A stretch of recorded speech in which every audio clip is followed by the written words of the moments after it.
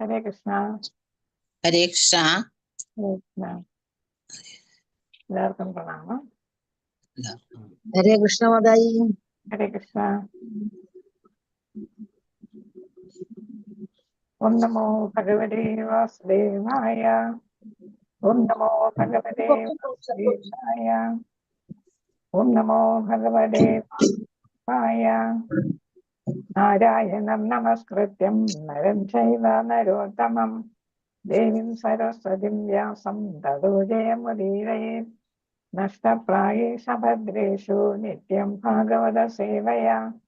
ഭഗവതുത്തമ ശ്ലോകേ ഭക്തിർഭവതി നൈഷ്ഠികേ. മൂകം കരോതി വാചാലം ലംഘയതേ യത്കൃപാതമഹം വന്ദേ ശ്രീഗുരും ദീനതാരിണം. ശ്രീചൈതന്യമീശ്വരം പരമാനന്ദമാധവം. ഓമജ്ഞാനതിമിരാന്തസ്യ ജ്ഞാനാഞ്ജനശലാകയാ ചക്ഷുരുന്മീലിതം യേന തസ്മൈ ശ്രീഗുരവേ നമഃ.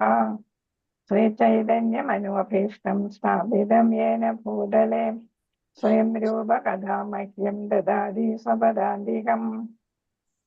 നമോ ഓം വിഷ്ണുപാദായ കൃഷ്ണപ്രേഷ്ഠായ ഭൂതലേ ശ്രീമതേ ജയപതാക സ്വാമിന്നിധി നാമിനെ.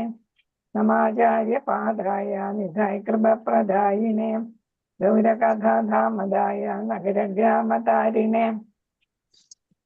നമോ ഓം വിഷ്ണുപാദായ കൃഷ്ണപ്രേഷ്ഠായ ഭൂതലേ ശ്രീമതേ ഭക്തിവേദാന്ത സ്വാമിന്നിധി നാമിനെ.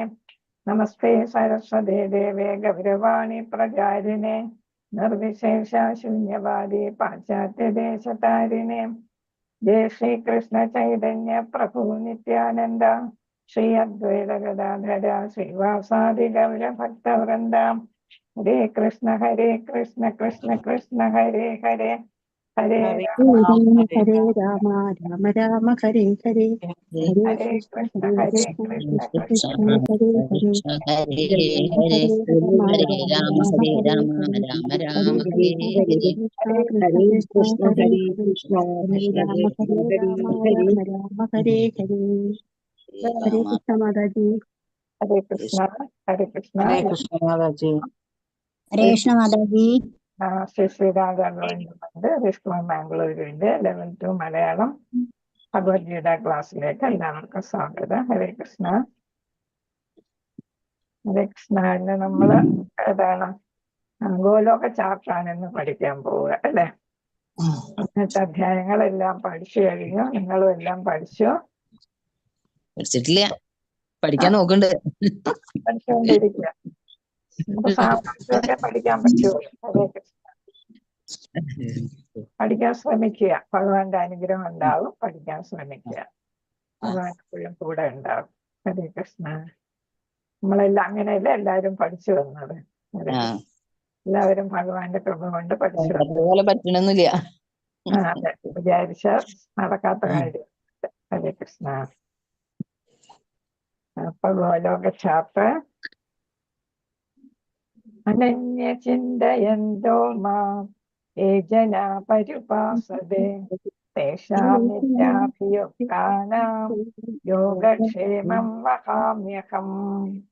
അനന്യ ചിന്തയന്തോ മാം യേ ജനാ പര്യുപാസതേ തേഷാമിത്യാഭിയുക്താനാം യോഗക്ഷേമം വഹാമ്യഹം. ഭഗവാൻ 9ാമത്തെ നമ്മൾ പഠിച്ചു തുടങ്ങിയ അധ്യായമാണ് അല്ലെ. അതിൽ 22ാമത്തെ ശ്ലോകത്തില് ഭഗവാൻ പറയുന്നു, എന്റെ ദിവ്യരൂപത്തെ ധ്യാനിച്ചുകൊണ്ട് പൂർണ്ണമായ ഭക്തിയോടെ ആരാണോ എന്നെ എല്ലായ്പ്പോഴും ആരാധിക്കുന്നത് അവർക്ക് വേണ്ടുന്നതെല്ലാം ഞാൻ നൽകും. അവർക്കുള്ളതെല്ലാം ഞാൻ നിലനിർത്തുകയും ചെയ്യും. അപ്പൊ കൊടുക്കുകയും ചെയ്യും, നിലനിർത്തുകയും ചെയ്യും അല്ലെ. അപ്പൊ അതാണ് ഭഗവാൻ ചെയ്യുന്നത്. അതായത് ആധ്യാത്മികമായിട്ടും ഭൗതികമായിട്ടും ഉള്ള എല്ലാം ഭഗവാൻ തരികയും ചെയ്യും, ഉള്ളത് നിലനിർത്തുകയും ചെയ്യും. അപ്പൊ നമ്മുടെ ഭക്തി എന്ത് ചെയ്യും? ഭഗവാൻ ഒരിക്കലും ഭക്തിക്ക് കോട്ടം വരാനായിട്ട് ഇടയാക്കത്തില്ല. നമ്മൾ ആത്മാർത്ഥമായിട്ട് ഭഗവാനിൽ വിശ്വാസത്തോടെ നമ്മൾ ഭക്തി ചെയ്യുകയാണെങ്കിൽ ചെയ്യും ഭഗവാൻ നമ്മുടെ ഭക്തിയെ പുരോഗമിക്കാനായിട്ട് അല്ലെ ഉയർത്താനായിട്ട് ശ്രമിക്കൂ. അതൊരിക്കലും നമുക്ക് നഷ്ടമാകില്ല. അപ്പൊ നമ്മുടെ പഠനവും അതേപോലെ തന്നെ മുകളിലോട്ട് പോവുകയുള്ളൂ. ഭഗവാൻ എപ്പോഴും കൂടെ ഉണ്ടാകും. അങ്ങനെ നമ്മൾ ഭഗവാനെ വിശ്വസിച്ച് ഭഗവത്ഗീത ഗുരുവിലും വിശ്വസിച്ച് ഭഗവത്ഗീത പഠനം തുടരുമ്പോൾ ക്രമേണ നമ്മൾ ഭൗതികതയിൽ നിന്നും വിമുക്തരായിട്ട് എവിടോട്ടെത്തണം? ആധ്യാത്മിക തലത്തിലോട്ട് നമുക്ക് എത്താൻ സാധിക്കും അല്ലേ? അപ്പോ ഏതൊക്കെ നമ്മൾ പഠിച്ചു? കർമ്മകാന്ഡം, കർമ്മയോഗം, ജ്ഞാനയോഗം, അഷ്ടാംഗയോഗം അല്ലെ? അത് കഴിഞ്ഞിട്ട് നമ്മൾ ബ്രഹ്മഭൂത അവസ്ഥയിലെത്തി. അവിടെ നമ്മൾ ഭക്തി യോഗയിലോട്ട് പ്രവേശിക്കുമ്പോൾ നമുക്ക് എന്ത് ചെയ്യാനായിട്ട് സാധിക്കും? ഭൗതിക ലോകത്തിൽ നിന്ന് വിടുതൽ നേടി നമുക്ക് ആധ്യാത്മിക ലോകത്തിലേക്ക് എത്താനായിട്ട് സാധിക്കും. അപ്പൊ ആധ്യാത്മിക ലോകത്തിൽ എത്തുന്നവർക്കാണ് മുക്തി എന്ന് പറയുന്ന സാധനം കിട്ടുക അല്ലെ? മുക്തി, അതായത് ഈ ഭൗതികതയിൽ നിന്ന്, ഈ ദുഃഖാലയത്തിൽ നിന്ന്, ഈ ജനന മരണ ചക്രത്തിൽ നിന്ന് എന്നേക്കുമായിട്ടുള്ള മോചനമാണ് അല്ലെ? ഭജഗോവിന്ദത്തിൽ പറയുന്നു എന്താണ് ശ്രീ ശങ്കരാചാര്യർ പറയുന്നത്? പുനരഭിജനനം, പുനരഭിമരണം, പുനരഭിജനനി ജഡരേ ശയനം അല്ലെ? അപ്പൊ അതാണ് ഭജഗോവിന്ദത്തില് ശ്രീ ശങ്കരാചാര്യർ പറഞ്ഞത്. നമ്മളെ കർമ്മം അനുസരിച്ച് വീണ്ടും വീണ്ടും വീണ്ടും ചിലപ്പോ ജനിക്കേണ്ടി വരും. പല പല യോനികളിലായിട്ട്, ഉത്കൃഷ്ടമായതും അധമമായതുമായിട്ടുള്ള പല പല യോനികളിലേക്ക് നമുക്ക് ജന്മം എടുക്കേണ്ടി വരും. അത് നല്ലതും ചീത്തയുമായിട്ടുള്ള യോനികളിൽ നമ്മൾ ജന്മം എടുക്കുന്നു. ആ ചക്രത്തിൽ നിന്ന്, ഈ ജനന മരണമാകുന്ന ചക്രത്തിൽ നിന്ന് ഇനി ഒരു ജനനിയുടെ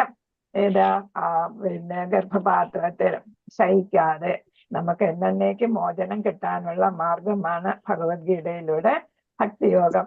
നമ്മൾ പരിശീലിച്ച് ഭഗവാനിലെത്താനായിട്ട് ഈ ദുഃഖാലയത്തിൽ നിന്ന്, ഈ ജയിലിൽ നിന്ന് മോചനം നേടി പോകാനായിട്ടുള്ള മാർഗം ഭഗവാൻ നമുക്ക് പറഞ്ഞു തന്നത്. അപ്പൊ ഭഗവാൻ തന്നെ പറഞ്ഞിട്ടുണ്ട് 5 തരം മുക്തിക്ക് നമ്മൾ അർഹരാണ് അല്ലെ? അവ്യക്തഗതവാദികൾക്കും വ്യക്തിഗതവാദികൾക്കും മുക്തി ലഭിക്കും. അവ്യക്തഗതവാദികൾക്ക് ഭഗവാന് രൂപമില്ല എന്ന് വിശ്വസിക്കുന്നവർക്ക് ഒരു മുക്തിയെ ലഭിക്കുള്ളൂ. അത് ഏത് മുക്തിയാണ്? ഹരേ കൃഷ്ണ. അവ്യക്തിഗതവാദികൾക്ക് ലഭിക്കുന്ന മുക്തി ഏതാണ്? 5 തരം മുക്തി നമ്മൾ പഠിച്ചിട്ടുണ്ടല്ലോ. അതിലേത് മുക്തിയാണ്? 5 തരം മുക്തി ഏതാണ്? ഹരേ കൃഷ്ണ പറഞ്ഞോളൂ. മുക്തി, 5 തരം മുക്തി. ഹരേ കൃഷ്ണ.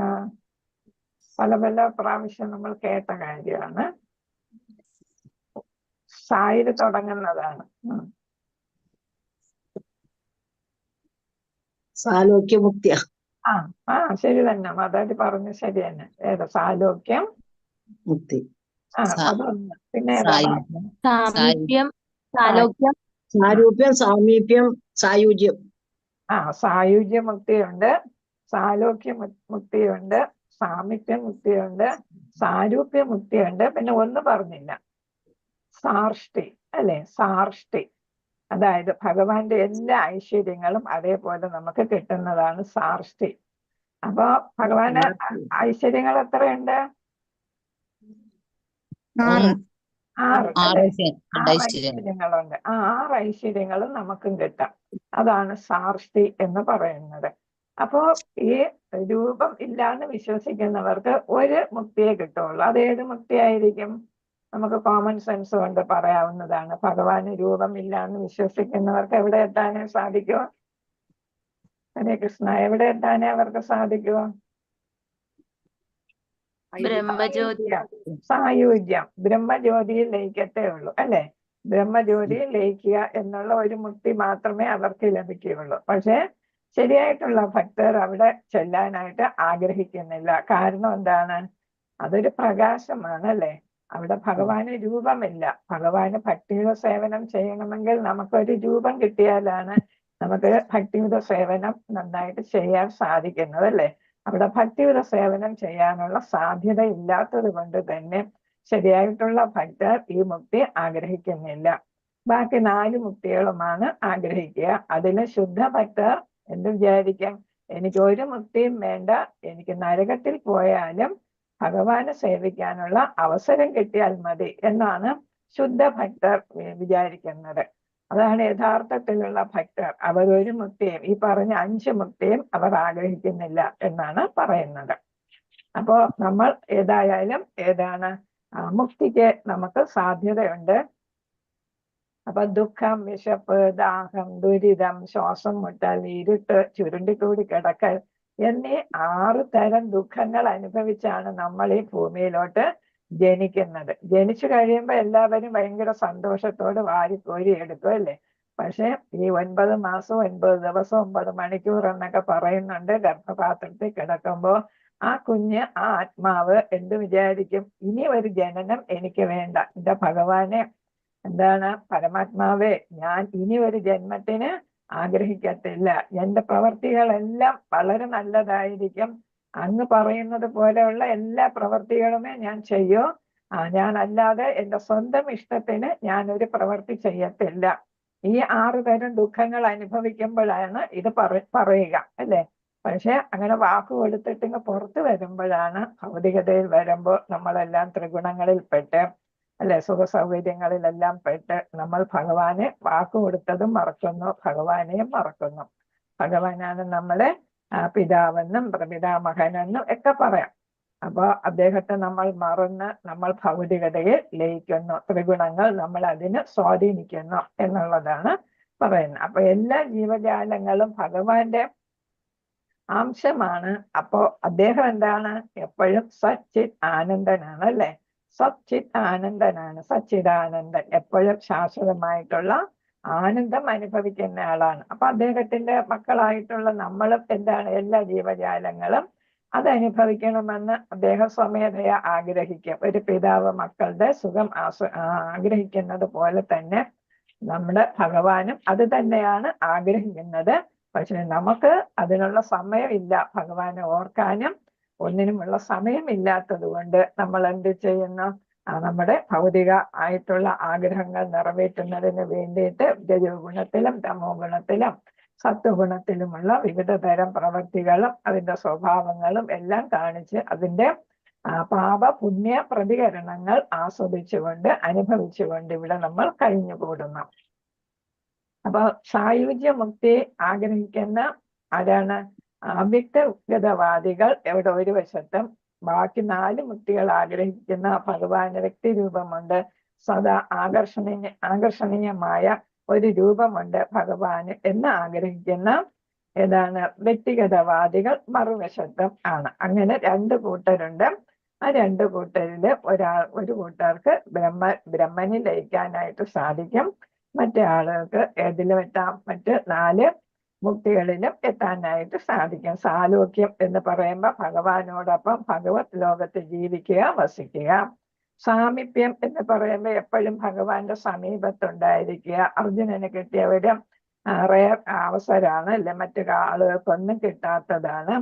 അതേപോലെ തന്നെ സാരൂപ്യം എന്ന് പറഞ്ഞാല് നമ്മൾ അജാമിളനെയൊക്കെ മോക്ഷം കിട്ടിയപ്പോ, ദുന്ദുകാരിക്കൊക്കെ മോക്ഷം കിട്ടിയപ്പോ പാർഷദന്മാര് വന്ന് കൊണ്ടുപോയ കഥ നമ്മള് ദുന്ദുകാരിയുടെ കാര്യത്തിലൊക്കെ നമ്മൾ പഠിക്കുന്നുണ്ട് അല്ലെ?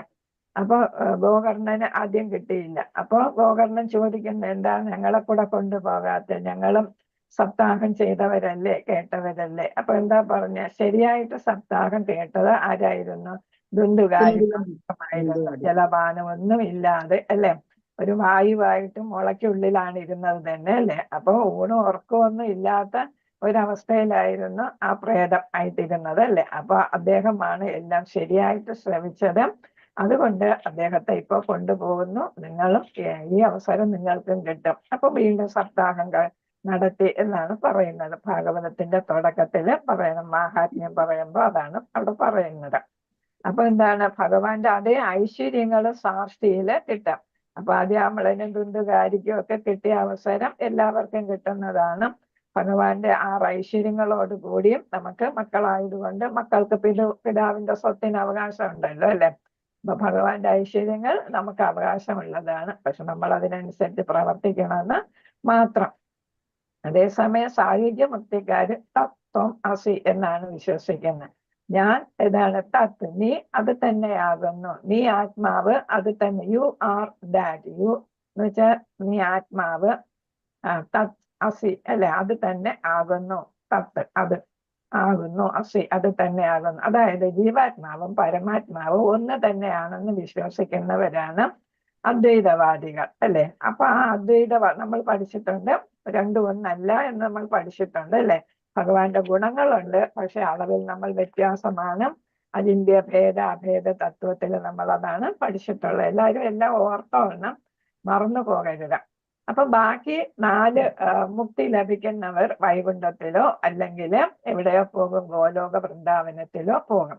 വൈകുണ്ഠം എന്ന് പറയുന്നത് കുണ്ഠിതമില്ലാത്ത ലോകം, ദുഃഖമില്ലാത്ത ലോകം എന്നാണ് വൈകുണ്ഠത്തിന്റെ അർത്ഥം.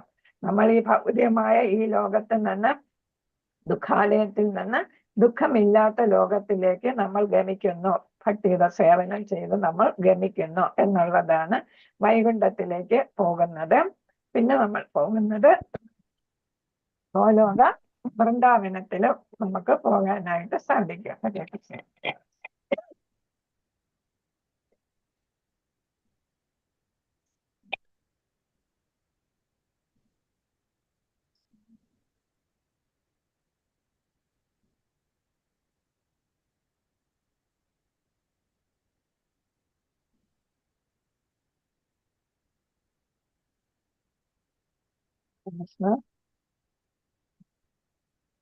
അപ്പൊ ഗോലോക വൃന്ദാവനം അതാണ് ശാശ്വതമായിട്ടുള്ള സ്ഥലം.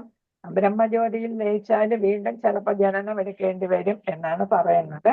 അപ്പൊ ഒന്നുമില്ലാത്ത ഒരു ദുഃഖങ്ങളും ആഗ്രഹങ്ങളും പരമാനന്ദം മാത്രമായിട്ടുള്ള സച്ചിദാനന്ദമായ ഒരു സ്ഥലമാണ് ഏതാ, വൈകുണ്ഠവും ഗോലോകവും.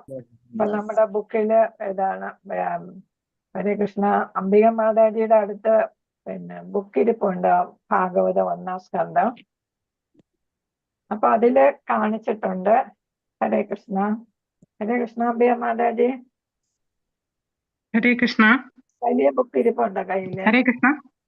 വലിയ ബുക്ക് ഇരിപ്പുണ്ട്. എന്റെ ചെറിയ ബുക്കാണ് മാതാജി.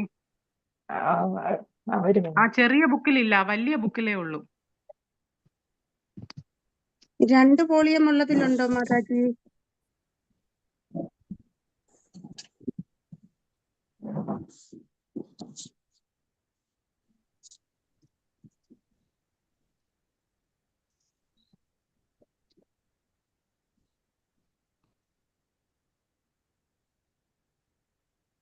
ഹരേ കൃഷ്ണ. ഇതാണ് വൈകുണ്ഠം.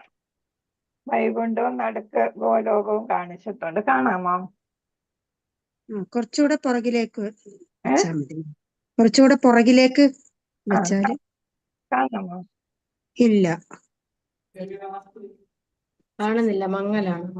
ബ്ലഡ് ആയിട്ടാ മാതാജി കാണുന്നത്. ഞാൻ ബാക്ക്ഗ്രൗണ്ട് അങ്ങനെ ഇട്ടിരുന്നുണ്ട്. ഇപ്പൊ പിന്നെയും തെളിച്ചുണ്ട്. അപ്പൊ ഇതാണ് വൈകുണ്ഠങ്ങള്, പല പല വൈകുണ്ഠങ്ങള്, ഗോലോകം. വൈകുണ്ഠങ്ങള് ഗോലോകവും, ഇത് ഗോലോകം. അപ്പൊ ഇത് സ്കന്ധത്തിന്റെ കവർ പേജ് ഇതാണ്. ഇതാണ് 1-ാം സ്കന്ധത്തിന്റെ കവർ.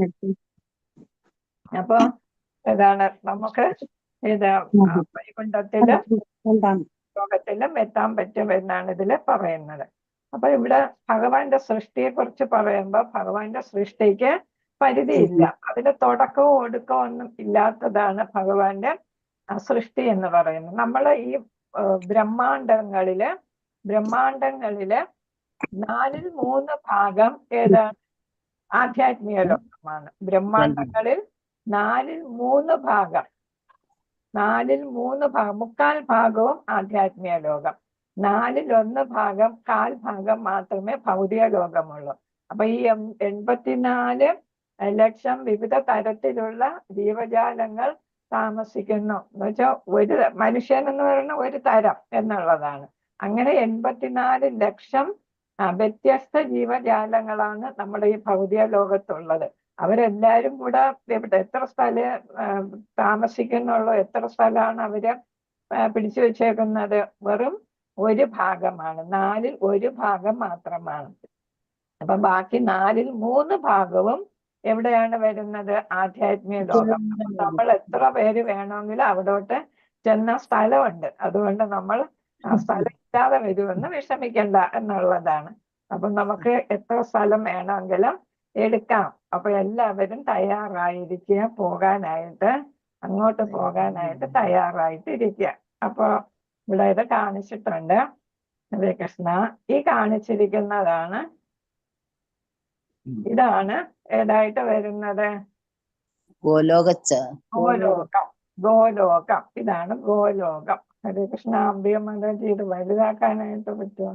ആ,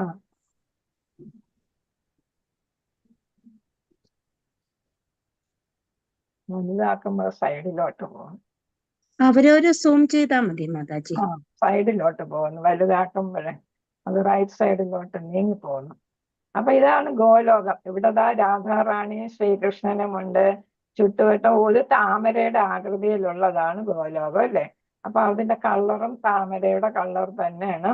8 ദളങ്ങൾ ഉള്ളതാണ് ആദ്യത്തെ. അതിന് പല പല റൗണ്ടുകളുണ്ട്, അല്ലേ? 7 റൗണ്ട് ഉണ്ടെന്നാണ് പറയുന്നത്. 7 റൗണ്ട്. ഇവിടെ വേറെ അതിന്റെ ചിത്രം തന്നെ വേറെ കൊടുത്തിട്ടുണ്ട്. അപ്പൊ ഇവിടെ രാധാറാണിയുടെ സഖിമാരും പിന്നെ അതേപോലുള്ള ഓരോരുത്തർ അവരുടെ മഞ്ചരിമാരും അങ്ങനെയാണ് ചുറ്റുവട്ടമുള്ളത് ഓരോന്നിലും ഇങ്ങനെ കാണുന്നത്. ഇത് വൈകുണ്ഠത്തിന്റെ ഏതാണ്? തലസ്ഥാന നഗരിയാണ് ഗോലോകം. അപ്പൊ ഗോലോകം എന്ന് പറയുന്നത് വൈകുണ്ഠ ലോകങ്ങളുടെ എന്നാണ്. ഒരുപാട് വൈകുണ്ഠ ലോകങ്ങളുണ്ട്. ആ വൈകുണ്ഠ ലോകങ്ങളുടെ തലസ്ഥാന നഗരിയാണ് ഗോലോകം. മനസ്സിലായോ? Capital city. ഇപ്പൊ നമ്മൾ തിരുവനന്തപുരം എന്ന് പറയുമ്പോൾ കേരളത്തിന്റെ തലസ്ഥാന നഗരി എന്ന് പറയുമ്പം അതുപോലെ ആണ്. അല്ലെങ്കിൽ ഡൽഹി ഇന്ത്യയുടെ തലസ്ഥാന നഗരി എന്ന് പറയുന്നത് പോലെയാണ് ഗോലോകം വൈകുണ്ഠങ്ങളുടെ തലസ്ഥാന നഗരിയാണ്. അപ്പൊ ഒരുപാട് വൈകുണ്ഠം ഉണ്ടെന്നതിൽ നിന്ന് മനസ്സിലാക്കാം. അപ്പൊ ഇതാണ് ഏറ്റവും പ്രധാനപ്പെട്ട സ്ഥലം എന്ന് നമുക്ക് മനസ്സിലാക്കാം. അപ്പൊ ഇത് ഇതാണ് വൈകുണ്ഠങ്ങൾ, അല്ലെ? ഇതാണ് വൈകുണ്ഠങ്ങൾ. ധാരാളം വൈകുണ്ഠങ്ങൾ. നമ്മൾ ഓരോരുത്തരും ഏത് ദേവനെയാണോ ആരാധിക്കുന്നത് ആ ഭഗവാന്റെ ഏത് സ്വരൂപത്തെയാണോ വിസ്തരണത്തെയാണോ നമ്മൾ ആരാധിക്കുന്നത് ആ വിസ്തരണങ്ങളെല്ലാം ഇവിടെ കാണും. ദേവന്മാരല്ല, ഭഗവാന്റെ ഓരോ വിസ്തരണങ്ങൾ. നമ്മൾ ദശാവതാരം പഠിക്കുന്നു, ഭഗവാന്റെ സംഘർഷണൻ, അങ്ങനെ പല പല വിസ്തരണങ്ങളെ കുറിച്ച് പഠിക്കുന്നുണ്ട്, അല്ലേ? എല്ലാം ഭഗവാന്റെ പല പല വിസ്തരണങ്ങളാണ്. അപ്പൊ ആ വിസ്തരണങ്ങളെല്ലാം ഈ ഓരോ ലോകത്തായിട്ടാണ് കാണുന്നത്. അപ്പൊ ഒരുപാട് ലോകങ്ങളാണിത്. നമ്മൾ കുഞ്ഞു കുഞ്ഞായിട്ട് കാണുന്നു എങ്കിലും ഇതെല്ലാം വളരെ മൈൽസ് വിസ്തീർണമുള്ളതാണ്. അപ്പോൾ ഒരുപാട് ലോകങ്ങളാണ് ഇതിന്റെ. ഇവിടെ ക്യാപിറ്റൽ സിറ്റി അടുത്ത് കാണുന്നുണ്ട്. ഏതാണ്? ഗോലോക വൃന്ദാവനം എന്ന് പറയുന്ന ക്യാപിറ്റൽ സിറ്റി. അതിന്റെ ചുറ്റുമായിട്ടാണ് അപ്പൊ എന്ത് വരുന്നത്? ഈ വൈകുണ്ഠ ലോകങ്ങൾ വരുന്നത്. ക്യാപിറ്റൽ സിറ്റി ഇവിടെ കാണുന്നുണ്ട്. അപ്പൊ നമ്മൾ ഏത് സ്വരൂപത്തെയാണ്, ഭഗവാന്റെ ഏത് വിസ്തരണത്തെയാണോ ആരാധിക്കുന്നത് അപ്പൊ നമുക്ക് അവിടെ എത്താം. ഭഗവാന്റെ ആ വിസ്തരണം നിലനിൽക്കുന്ന ആ ലോകത്തിൽ നമുക്ക് എത്താം. ഏത് ഭാവം. ഇപ്പൊ നരസിംഹമൂർത്തിയാണ് നമുക്ക് നമ്മുടെ ആരാധനാ പാത്രം എന്ന് വെച്ചാൽ നരസിംഹമൂർത്തിയുടെ ലോകത്തിലേക്ക് നമുക്ക് ചെല്ലാം. അപ്പൊ ഏത് രൂപമാണ് ഇവിടെ? ഹെഡ് എന്ന് പറയുന്നത് ആരാണ്? നാരായണ രൂപത്തെയാണ് നമ്മൾ വൈകുണ്ഠത്തിൽ ആരാധിക്കുന്നത്. വൈകുണ്ഠ ലോകങ്ങളുടെ അധിപൻ എന്ന് പറയുന്നത് നാരായണനാണ്. അതായത് 4 കൈകളുള്ള ഭഗവാന്റെ വേറൊരു രൂപമാണ് ശ്രീകൃഷ്ണന്റെ വേറൊരു രൂപമാണ് നാരായണ രൂപം. അപ്പൊ ഭഗവാൻ ഇവിടെ ഭൂമിയിൽ അവതരിച്ചപ്പോ, കൃഷ്ണാവതാരം എടുത്തപ്പോ ഏത് രൂപത്തിലാണ് ആദ്യം പ്രത്യക്ഷപ്പെട്ടത്? നാരായണ. അതേപോലെ തന്നെ വിശ്വരൂപം കണ്ടു കഴിഞ്ഞ് ഭയപ്പെട്ടപ്പോ അർജുനൻ പറഞ്ഞപ്പോഴും അടുത്ത ഏത് രൂപം കാണിച്ചു കൊടുത്തു? നാരായണ. അത് കഴിഞ്ഞിട്ടാണ് ദ്വിഭുജിയായിട്ടുള്ള ശ്രീകൃഷ്ണ രൂപം, ഭഗവാന്റെ രൂപം കാണിക്കുന്നത്, അല്ലെ? അപ്പൊ ഇവിടെ അധിപൻ എന്ന് പറയുന്നത് നാരായണനാണ്. അപ്പൊ ഗോലോകത്തുള്ള ശ്രീകൃഷ്ണനിൽ നിന്നും വ്യത്യസ്തമായിട്ടുള്ള ഒരു രീതിയിലായിരിക്കും ആരുടെ പെരുമാറ്റം? നാരായണ രൂപത്തിന്റെ പെരുമാറ്റം. നാരായണൻ എന്ന് പറയുമ്പോൾ കുറച്ചും കൂടെ ഇച്ചിരി ഒരു എടുപ്പൊക്കെ ഉള്ള രൂപമാണ്, അല്ലെ? ഭഗവാൻ കൃഷ്ണനാണെങ്കിലോ എപ്പോഴും കളിച്ചു ചിരിച്ച് ഗോപികന്മാരും ഗോപന്മാരും അല്ലെ സുഹൃത്തുക്കളും അർജുനനും പാണ്ഡവരും എല്ലാവരുമായിട്ട് ഒരു അടുപ്പം അല്ലെ വേറൊരു ബന്ധമാണ്. അതേസമയം നാരായണൻ അത്ര കൃഷ്ണനെ പോലെ ശ്രീകൃഷ്ണനെ പോലെ അത്ര ഒരു രീതിയിലല്ല ആര് പെരുമാറുന്നത്, നാരായണൻ പെരുമാറുന്നത്. അതേപോലെ തന്നെ എല്ലാ രസങ്ങളും അവിടെ കാണത്തുമില്ല. കൂടുതലും ദാസ്യഭാവത്തിലാണ് ഉള്ളവരാണ് അവിടെ എത്തുന്നത്. പിന്നെ കുറച്ച് ശാന്തഭാവം. അപ്പം നമ്മൾ ഭാവങ്ങൾ പഠിക്കുന്നുണ്ട്. ഏതൊക്കെ ഭാവങ്ങള് ഹരേ കൃഷ്ണ? സൗമ്യം, ആ ശാന്തം ശാന്തം, ശാന്തം രൗദ്രം, ശാന്തം ബീഭത്സം, പ്രഥമ കരുണം, കരുണം, പ്രഥമ രസങ്ങൾ ഏതൊക്കെയാണ്? ശാന്തം, രൗദ്രം, ബീഭത്സം, അത്ഭുതം, പിന്നെ അതിശയം,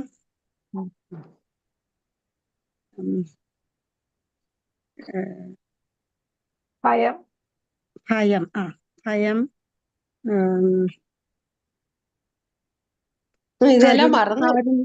കാരുണ്യം, ദയ. ദയ. ദയ. അപ്പോ ഇതൊക്കെ അതായത് പറഞ്ഞ ശാന്തം ഒഴികെയുള്ള എല്ലാം രണ്ടാം തരം ആണ്, സെക്കൻഡറി ആയിട്ടുള്ളതാണ്. പ്രാഥമികമായിട്ടുള്ളത് അതിൽ ഒന്ന് മാത്രമേ പറഞ്ഞുള്ളൂ, ശാന്തം. പിന്നെ ഏതുണ്ട്? ദാസ്യം, സാഖ്യം, ബാക്കി ഏതാണ് ഹരേ കൃഷ്ണ? ദാസ്യം, സാഖ്യം, ഭയം, അതെല്ലാം സെക്കൻഡറി. കാരുണ്യം, അത് സെക്കൻഡറി. ശാന്തം, സാഖ്യം, ബത്സം, ഭയം, കാരുണ്യം, ദയ, ദാസ്യം, സാഖ്യം. ദയ ആണ് അത് രണ്ടാം തരം. ഹരേ കൃഷ്ണ. അപ്പൊ അഭയ മാതാജി പറയൂ ഹരേ കൃഷ്ണ. വാത്സല്യം, മാധുര്യം. വാത്സല്യം, മാധുര്യം. പിന്നെ ഏതാണ്? ശാന്തം, ശാന്തം, ദാസ്യം, സാഖ്യം, വാത്സല്യം, മാധുര്യം. അതാണ് അതിന്റെ ഓർഡർ. ആ ഓർഡറിലാണ് നമ്മൾ പറയേണ്ടത്. ശാന്തം, ദാസ്യം, സാഖ്യം, വാത്സല്യം, മൈഥുനം. ഇത് 5 രസങ്ങളാണ്. അപ്പൊ ഇതിൽ ഏതെങ്കിലും ഒരു രസത്തിലാണ് നമ്മൾ ഭഗവാനെ പ്രാപിക്കുന്നത്.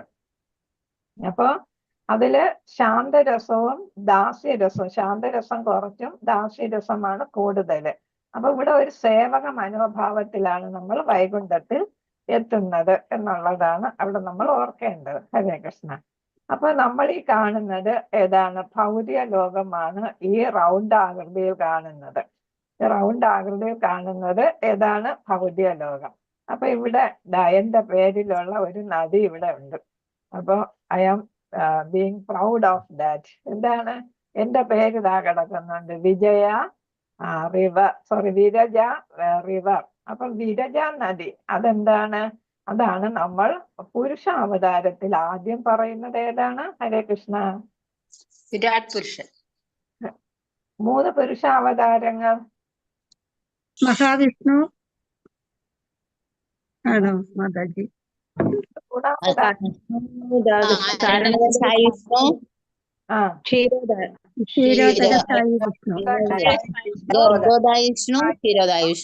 ക്ഷീരോദക എല്ലാം കൂടെ ഇപ്പൊ അവര് അവിയല് പരുവത്തിൽ കിടക്കുന്നുണ്ട്.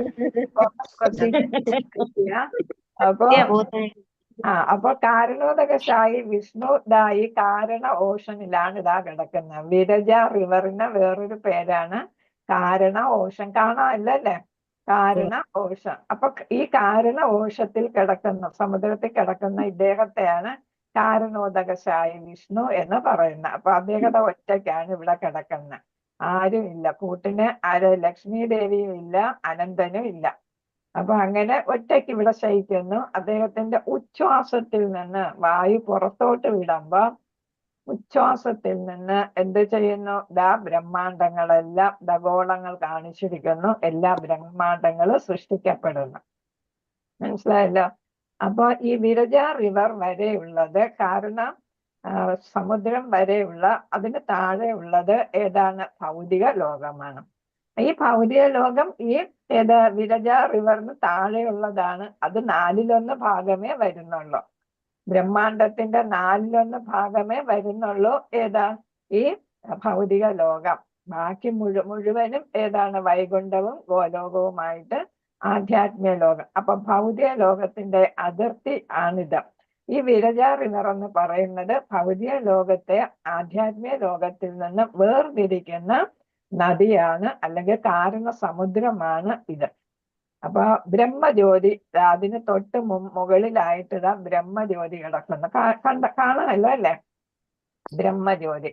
അവിടെയാണ് അവ്യക്തിഗതവാദികൾ എത്തുന്നത്. അതായത് ഭൗതിക ലോകത്തിന് തൊട്ട് മേളിൽ വരുന്ന ബ്രഹ്മജ്യോതിയിലാണ് അവ്യക്തഗതവാദികൾ, ഭഗവാന് രൂപമില്ല എന്ന് വിശ്വസിക്കുന്നവർ എത്തുന്നത്. അപ്പോ ഈ വിരജ റിവർ അല്ലെങ്കിൽ കാരണ ഓഷൻ എന്ത് ചെയ്യുന്നു? അതിലാണ് ആര് ശയിക്കുന്നത്? മഹാവിഷ്ണു ശയിക്കുകയും അദ്ദേഹത്തിന്റെ ഉച്ഛ്വാസത്തിൽ നിന്ന്, ഉച്ഛ്വാസം വരുമ്പോൾ ഏതാണ്? രോമകൂപങ്ങളിൽ നിന്ന് ബ്രഹ്മാണ്ടങ്ങൾ, കോടിക്കണക്കിന് ബ്രഹ്മാണ്ടങ്ങൾ ഉണ്ടാവുകയും ചെയ്യുന്നു. ഹരേ കൃഷ്ണ. ഇത് മനസ്സിലായല്ലോ? ആ ബ്രഹ്മാണ്ടത്തില് ബ്രഹ്മാണ്ടത്തിലെ ഒന്നാണ് ഈ കാണിച്ചിരിക്കുന്ന ബ്രഹ്മാണ്ടം. ഹരേ കൃഷ്ണ. ഈ ബ്രഹ്മാണ്ടം ഇത് ഒരു ബ്രഹ്മാണ്ടമാണ്. ഇതാ പല പല ബ്രഹ്മാണ്ടങ്ങൾ മഞ്ഞ നിറത്തി ഗോളങ്ങളായിട്ട് കിടക്കുന്ന എല്ലാം കോടിക്കണക്കിനുള്ള ബ്രഹ്മാണ്ടങ്ങളാണ്. അതിൽ ഓരോ ബ്രഹ്മാണ്ടങ്ങൾ ഇതാ കാണിച്ചിരിക്കുന്നു.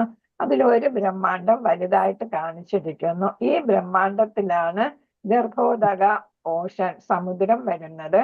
ഇത് ഈ ബ്രഹ്മാണ്ടത്തിന്റെ പകുതി ഭാഗവും ഏത് വരുന്നു? ഗർഭോദക സമുദ്രമാണ്. പകുതി ഭാഗവും ഗർഭോദക സമുദ്രം. അതിലാണ് ഗർഭോദക ശായി. അത് ശയിക്കുന്നത് കൊണ്ട് അദ്ദേഹത്തിന്റെ പേരെന്താണ്?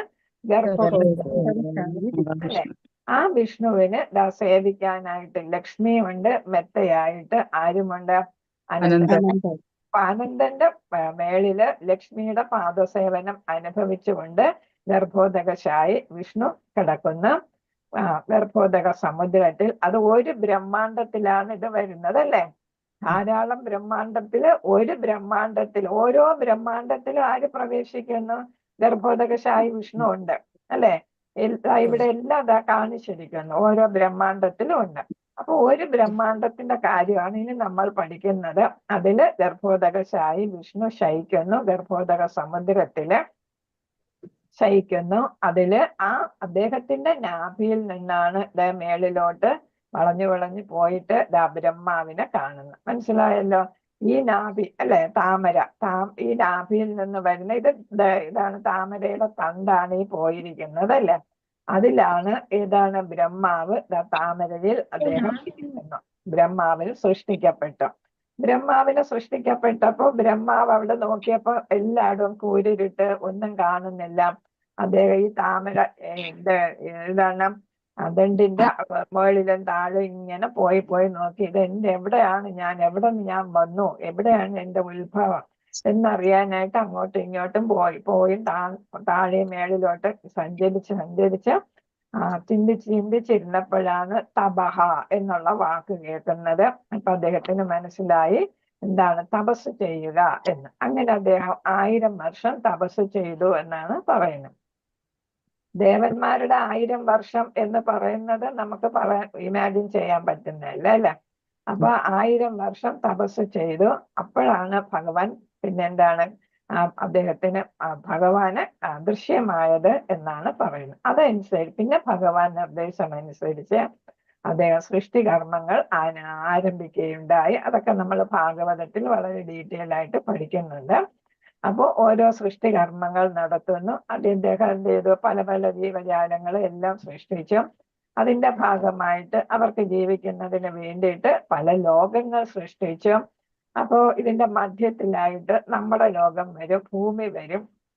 ഇതിന്റെ മുകളിലായിട്ട് ഏതാണ്? ഉപരിലോകം. ഇത് ഏതാണ്? ബ്രഹ്മലോകം ആണ്, ഭഗവാന്റെ ബ്രഹ്മാവിന്റെ ലോകം, സത്യലോകം. അതിന് താഴെയായിട്ട് 6 ലോകങ്ങൾ, 5 ലോകങ്ങൾ കൂടെ ഉണ്ട്. അതാണ് ഭൂവസ്വർ, മഹർലോകം, പിന്നെ ഏതാണ്? തപലോകം, ജനലോകം എന്നൊക്കെ നമ്മൾ പറഞ്ഞതല്ലേ, സ്വർഗലോകം. അപ്പൊ പിന്നെ ഏതാണ് ഭുവർലോകം, സ്വർഗലോകം മൂന്നാമത്, മഹർലോകം, തപലോകം, ജനലോകം, പിന്നെ ഏത് വരുന്നുണ്ട് വരുന്നു. പിന്നെ താഴോട്ട് 7 ലോകങ്ങൾ അദ്ദേഹം സൃഷ്ടിച്ചു. ഏതാണ് അധോലോകങ്ങൾ. ഈ 6 ഉപരിലോകങ്ങൾ എന്ന് പറയും. നമ്മളത് മധ്യത്ത് വരുന്നതാണ് കർമ്മങ്ങൾ ചെയ്യുന്ന കർമ്മലോകം. ഇത് മാത്രമേ ഉള്ളൂ. ഭൂമി മാത്രമേ കർമ്മഭൂമിയായിട്ട് വരുന്നുള്ളൂ, കർമ്മലോകമായിട്ട് വരുന്നുള്ളൂ. ഇവിടെ വെച്ച് നമ്മൾ ചെയ്യുന്ന പ്രവർത്തികൾ അനുസരിച്ച് നമ്മൾ മേളിലോട്ടോ താഴോട്ടോ വരും. മനസ്സിലായല്ലോ? മേളിലോട്ട് പോയി നമ്മുടെ ശുദ്ധ ഭക്തിയിൽ എത്തുകയാണെങ്കിൽ നമ്മൾ ഇവിടെ ബ്രഹ്മലോകം കഴിഞ്ഞ് ഇവിടെ 7 ലെയർ ഉണ്ട്. ഇവിടെ ഇത് വട്ടത്തിൽ കിടക്കുന്നില്ലേ, 7 കവറുകളാണ് ഇത്. അതിന് പേരുകളുണ്ട്, ഇവിടെ എഴുതിയിട്ടുണ്ട് ഓരോ പേരുകളും. ഇത് റൗണ്ട് ആകൃതിയിലാണ്, ഗോളമാകൃതിയിലാണ് ഇരിക്കുന്നത്. അത് 7 പേരുകളെന്ന് പറയുന്നത് ഏതായിട്ട് വരുന്നു? നമ്മുടെ ഓരോ സമുദ്രങ്ങളായിട്ടും പിന്നെ ഓരോ ഘടകങ്ങൾ, നമ്മുടെ ശരീരം, ഭൗതിക പ്രകൃതിയും ശരീരവും നിർമ്മിച്ചിരിക്കുന്ന ഏതൊക്കെയാണ്? ബുദ്ധി, വിദ്യ, അഹങ്കാരം, ആകാശം, വായു, അഗ്നി, ഭൂമി, ജലം, അല്ലെ? പഞ്ചഭൂതങ്ങളും പിന്നെ ബുദ്ധിയും വിദ്യ അഹങ്കാരവുമാണ് ഇവിടെ ഈ 7 ലെയർ എന്ന് പറയുന്നത്. അപ്പൊ ഇവിടെ നിന്ന് എന്ത് ചെയ്യും? ഇവിടെ ഒരു വര കിടക്കുന്നത് ഏത് വരയാണ്? ഇതാ ഒരു ചെറിയ ഈ വര ഡോട്ടിട്ട് കിടക്കുന്നില്ലേ, അതെന്താണ്? ഹരേ കൃഷ്ണ. ഇവിടെ നിന്നതാ പോകുന്നതാണ്, ഭൂമിയിൽ നിന്ന് ഇങ്ങനെ പോകുന്നു ആ വര. അതിന്റെ പേരെന്താണ്? ഹരേ കൃഷ്ണ മഹാമന്ത്രമാണ് ഈ കാണിച്ചിരിക്കുന്ന ഹരേ കൃഷ്ണ മഹാമന്ത്രം. ഹരേ കൃഷ്ണ കൃഷ്ണ കൃഷ്ണ ഹരേ ഹരേ, ഹരേ രാമ രാമ രാമ ഹരേ ഹരേ. അതെവിടെ എത്തിയിരിക്കുന്നു? വൈകുണ്ഠത്തിൽ എത്തിയിരിക്കുന്നു. വൈകുണ്ഠത്തിൽ നിന്നും പിന്നെ നമ്മൾ അവിടെ നിന്നും മേളിലോട്ട് അത് പോയിട്ട് ഗോലോകത്ത് എത്തുന്നു. മനസ്സിലായല്ലോ?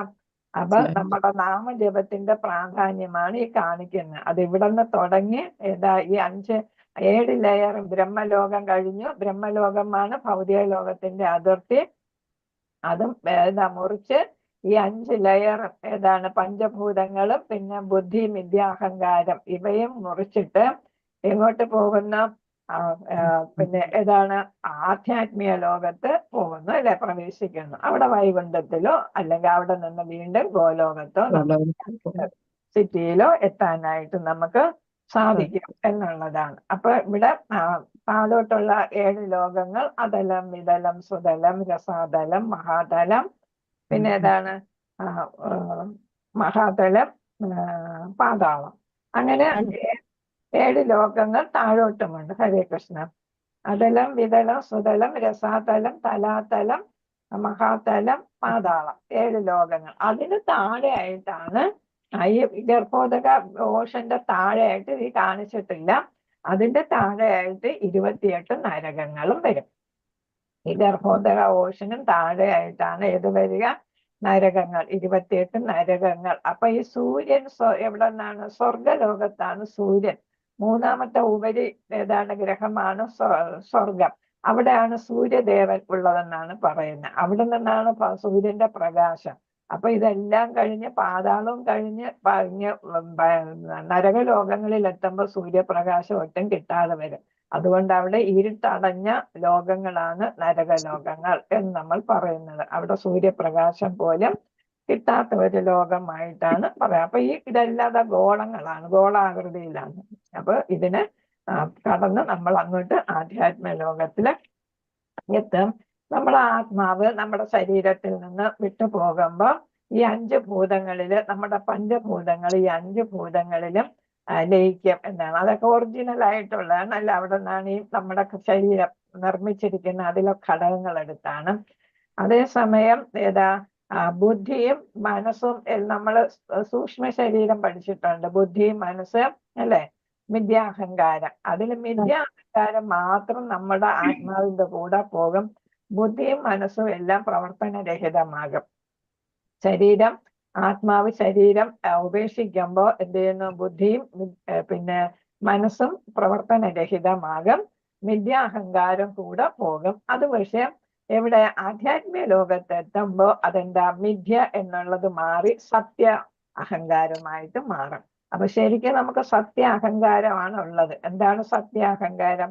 നമ്മൾ ഭഗവാന്റെ അംശമാണ്. ഭഗവാന് നമ്മൾ ആധ്യാത്മിക ലോകത്ത് നിന്ന് വന്നതാണ്, നമ്മൾ ഭഗവാന്റെ കൂടെ ആയിരുന്നു, നമ്മുടെ ആഗ്രഹം കൊണ്ട് ഇങ്ങോട്ട് വന്നതാണ് എന്നൊക്കെ നമ്മൾ മനസ്സിലാക്കുന്നതാണ് ഏതാ സത്യ അഹങ്കാരം എന്ന് പറയാം. അപ്പൊ നമുക്ക് അഹങ്കാരം വേണം, അത് സത്യ അഹങ്കാരമായിരിക്കണം. അപ്പൊ ഇവിടെ വന്ന ഭൗതികതയിൽ ത്രിഗുണങ്ങളുടെ സ്വാധീനത്തിൽ പെടുമ്പോൾ നമുക്ക് എന്താ വരിക?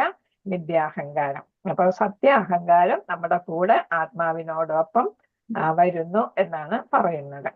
അപ്പൊ അങ്ങനെ ഏതെങ്കിലും പല പല ലോകങ്ങളിൽ ഈ ഉന്നത ലോകങ്ങളിലൊക്കെ എത്തിയാല് അവിടെ നിന്ന് ക്രമേണ നമുക്ക് ഹരേ കൃഷ്ണ ഭക്തിയുടെ സേവനത്തിലൂടെ ഹരേ കൃഷ്ണ മഹാമന്ത്രത്തിലൂടെ നമുക്ക് ഉന്നതമായിട്ടുള്ള വൈകുണ്ഠത്തിലും അവിടെ നിന്നും അതേപോലെ തന്നെ ഈ നാമമന്ത്രം അങ്ങ് പോകുന്നുണ്ട്, ഇവിടെ വരെ ഗോലോകം വരെ എത്തുന്നുണ്ട്. ഹരേ കൃഷ്ണ. അപ്പൊ നമ്മൾ പഠിച്ചു കഴിഞ്ഞ് അപ്പൊ ബ്രഹ്മാണ്ടം ഭേദിച്ച് ആത്മാവ് എവിടെ എത്തുന്നു? വൈകുണ്ഠത്തിലോ അല്ലെങ്കിൽ ഗോലോകത്തോ എത്തുന്നു. അപ്പൊ ഇതെല്ലാം ബബിൾസ്, ഇതെല്ലാം എല്ലായിടത്തും ഈ കാണുന്ന കാര്യം ഇതെല്ലാത്തിലും ഉണ്ടാകും. ഇത് ഒരു ഉദാഹരണമാണ് പറഞ്ഞത്. ഇതേ സാധനം സെയിം എന്താണ് എല്ലാ ബ്രഹ്മാണ്ടത്തിലും ഉണ്ട്. നമ്മൾ പഠിച്ചിട്ടുണ്ട്, അഖിലാണ്ട മണ്ഡലം പഠിച്ചിട്ടുണ്ടല്ലേ? അഖിലാണ്ട മണ്ഡലം മണിച്ചോരുക്കി അതിനുള്ളിലാനന്ദദീപം കൊളുത്തി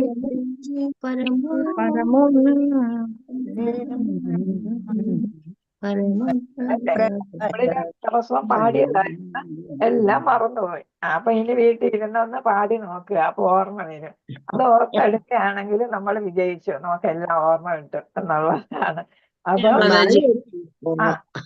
അപ്പൊ എന്തായാലും എല്ലാ ബ്രഹ്മാണ്ടത്തിലും ആരുണ്ട്? ഗർഭോദകശായി വിഷ്ണു ഉണ്ട്, ബ്രഹ്മാവുണ്ട് അല്ലെ, ഇതുപോലുള്ള ലോകങ്ങളുണ്ട്. അങ്ങനെ ഉള്ളതെല്ലാം എല്ലാ ബ്രഹ്മാണ്ടത്തിലും ഉണ്ട്. പിന്നെ ഓരോ ബ്രഹ്മാണ്ടത്തിന്റെ വലിപ്പം അനുസരിച്ച് ബ്രഹ്മാവിന്റെ തലകളുടെ എണ്ണം വ്യത്യസ്തമായിരിക്കും എന്നാണ്. അതിനൊരു കഥ ഇവിടെ ഭാഗവതത്തിലൊക്കെ പറയുന്ന ഭഗവാൻ എന്താണ് ബ്രഹ്മാവിന്റെ എല്ലാം മീറ്റിംഗ് വിളിച്ചു കൂട്ടിയപ്പം അവിടെ ചെന്നപ്പോ നമ്മുടെ ബ്രഹ്മാവ് ചെന്നപ്പോ പറഞ്ഞു വന്ന ബ്രഹ്മാവ് വന്നിട്ടുണ്ടെന്ന് പറയുമെന്ന്. അപ്പൊ പാറാവുകാരൻ ചോദിച്ചു, ഏത് ബ്രഹ്മാവ്? ഒരു ബ്രഹ്മാവല്ലേ ഉണ്ട്, ഏത് ബ്രഹ്മാവ്? അപ്പൊ ഏത് ബ്രഹ്മാവെന്ന് പറഞ്ഞാലേ പറയാൻ പറ്റും. അപ്പൊ അങ്ങനെ എന്ന് പറഞ്ഞു, ഈ നമ്മുടെ ബ്രഹ്മാവെന്ന് പറഞ്ഞു.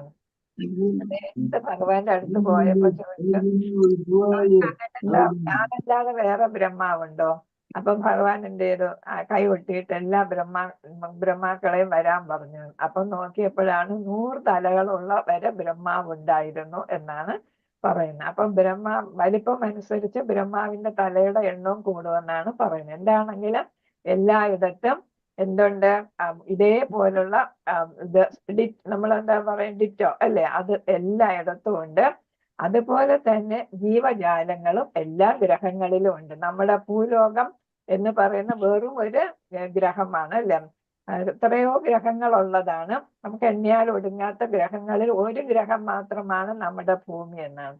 സൂര്യനിലും എല്ലാ ഗ്രഹങ്ങളിലും ജീവജാലങ്ങളുണ്ട് എന്നാണ് ഈ നമ്മുടെ ശാസ്ത്ര ഗ്രന്ഥങ്ങൾ പറയുന്നത്. നമ്മുടെ ഇപ്പോഴത്തെ സയൻസ് എല്ലാം നമ്മുടെ വേദങ്ങളും അങ്ങനെയുള്ള ഗ്രന്ഥങ്ങൾ പറയുന്നു. നമ്മൾ ജലത്തിൽ ജീവികളില്ലേ, അതേപോലെ തന്നെ അഗ്നിയിലും ജീവികളുണ്ട്. അപ്പൊ അവർക്ക് അഗ്നിയിൽ ജീവിക്കാൻ പറ്റുന്ന ശരീരഘടനയായിരിക്കും അവർ. ജലത്തിൽ കഴിയുന്ന അവരുടെ ശരീരഘടന വ്യത്യസ്തം എന്നതുപോലെ തന്നെ വായുവിൽ നമുക്കറിയാം, വായുവിലുണ്ടെന്ന് നമുക്കറിയാം, ഒരുപാട് അണുക്കളുണ്ട് അല്ലെ. നമ്മൾ ശ്വസിക്കുന്നത് മുഴുവൻ പൊള്യൂട്ടഡ് എയർ ആണ് അല്ലെ. അപ്പൊ അവിടെ ഒരുപാട് അണുക്കളുണ്ടെന്ന് നമുക്കറിയാം. പല രോഗങ്ങളും വായു വഴിയാണ് പകരുന്നതും, ജലവും വായുവും വഴിയാണ്. അപ്പൊ എല്ലാ ഗ്രഹങ്ങളിലും ജീവജാലങ്ങളുണ്ട് എന്നുള്ളത് നമ്മൾ മനസ്സിലാക്കുന്നതാണ്. അപ്പൊ എന്താണ്? 3 തരം വിഷ്ണു നമ്മൾ പഠിച്ചു. കാരണോദകശായ വിഷ്ണു, ഗർഭോദകശായ വിഷ്ണു, ക്ഷീരോദകശായ വിഷ്ണു ദാ കിടക്കുന്നു. ക്ഷീരോദകശായ വിഷ്ണു അദ്ദേഹം ഇവിടെ തന്നെ നമ്മുടെ ഈ ബ്രഹ്മാണ്ടത്തിന്റെ ഉള്ളിൽ തന്നെ ക്ഷീരോദകശായ വിഷ്ണു ഉണ്ട്. ക്ഷീരസമുദ്രത്തിൽ അതൊരു വിഷ്ണു ലോകം തന്നെയാണെന്നാണ് പറയുന്നത്.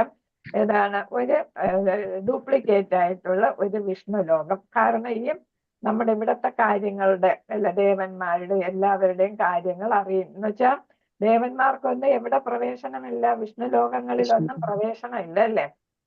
അപ്പൊ എന്തെങ്കിലും പ്രശ്നം ഉണ്ടെങ്കിൽ പരിഹരിക്കാനായിട്ട് ഈ കരയിൽ പോയി നിൽക്കും ബ്രഹ്മാവും മറ്റു ദേവന്മാരും ഇവിടെ കരയിൽ പോയി നിന്നിട്ട് ഏതാണ് ഹൃദയം കൊണ്ട് മനസ്സുകൊണ്ട് കാര്യങ്ങൾ അവതരിപ്പിക്കും. അത് ക്ഷീരോദകശായ വിഷ്ണു കേൾക്കും. എന്നിട്ട് അവിടെ നിന്ന് അതേപോലെ തന്നെ മറുപടി വരും. നമ്മുടെ ഏതാണ് കമ്പിയില്ല കമ്പി പോലെ അല്ലെ.